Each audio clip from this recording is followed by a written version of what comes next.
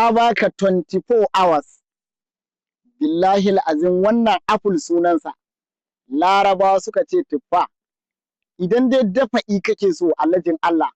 kana kwance a ɗakin ka za ka yi wannan dafa'i alajin Allah in dai kana tsoron mutane bakin ɗan adam ko maye ko iska ko jifa ko wani hau kana gudun ya hau kanka ko ƴaƴanka billahi azim cikin 24 hours kai malamai suka ce duk wanda ya wannan a wannan tufa ɗin ya cinye shi wallahi sai ya yi shekara 41 dafa'i yana jikinsa sai dai kai ta jalabi kawai duk wani jifa da hau da bakin mutane ba abin da zai same ka hajiya ba wai ki ta sa katti-kattin les kina shiga cikin mata ƴan uwanki ki ce wai ba za a miki baki ya kama ki ba iyayenki bane ba malamanki bane amma baki da kike gani abun tsoro ne ga abun da zaki dafa'i ne wanda in Allah ya yarda in kin babu yanda dan adam ya iya da ki ko ina ka shiga alajin Allah in kai wannan duk girman ka duk kuɗin ka zaka iya yin wannan baka da lokaci duk rashin lokacin ka zaka iya yin wannan kowa da kowa ya dauka manya da yara malam kana tashin kuɗi baki ya maka yawa ka nemi tufa din nan kai wannan abun ka nemi apple din nan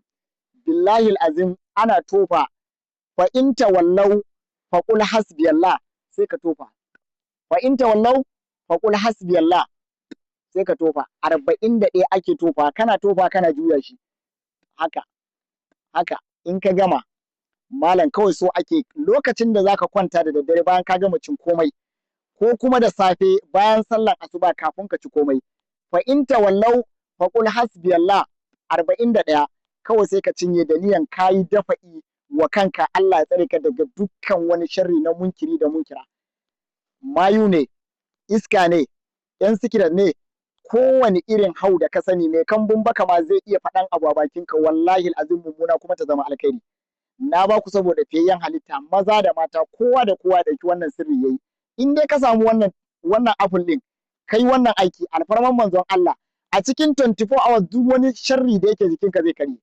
duk wani sihiri da aka maka ya kare kuma za ka yi shekara 41 kana cikin dafa'i sai dai kai ta neman jalabi idan an ce jalabi ana nufin harkoki abin da za ka ci gaba a rayuwa na samun kuɗi in kuma an ce dafa'i ana nufin kana neman tsari daga sharrin mahasada daga sharrin wani abun tsoro to wannan tufa shine abin da ake da shi masu neman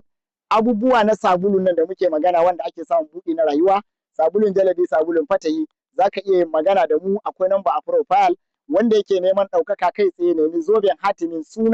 sunansa da sunan mahaifiya a masa zoben ya sa a hannunsa dan siyasa ne kai dan kasuwa ne hamshaki kake so ka zama babban mutum sari ake a shagon ka ana kashe ka da bashi wallahi lazim ka nemi sabulun da wannan zobe ka yi in Allah ya yarda Allah zai shiga lamarin ka zaka samu ɗaukaka kai tsaye a dau number a kira manaja kai tsaye 08032222202 ko 081 40 41 72 51 a yi sharing don mutuncin manzo Allah